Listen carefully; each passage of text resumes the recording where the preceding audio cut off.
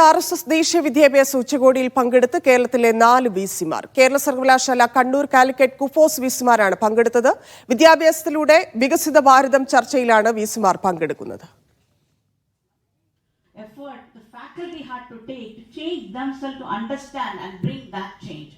മോസന ചേരുന്നു. മോസന, ആരൊക്കെയാണ് RSSന്റെ ഈ ഉച്ചകോടിയിൽ പങ്കെടുക്കുന്നത്?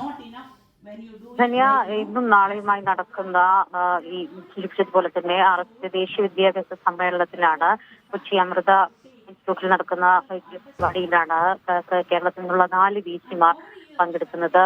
നേരത്തെ 2:30 നടന്ന ലീഡേഴ്സ് മീറ്റിൽ കേരള യൂണിവേഴ്സിറ്റി വിസി മോഹൻ കുന്നുമ്മൽ, അതുപോലെ തന്നെ university VC P Raveendran, Kannur VC K Saju, KUFOS VC A Bijukumar എന്നിവരാണ് പങ്കെടുത്തത്. അല്പസമയത്തിനകം നടക്കുന്ന മറ്റൊരു ചർച്ച വിദ്യാഭ്യാസത്തിലൂടെ വികസിത ഭാരതം എന്ന ചർച്ചയിലും ഇവർ പങ്കെടുക്കുന്നുണ്ട്.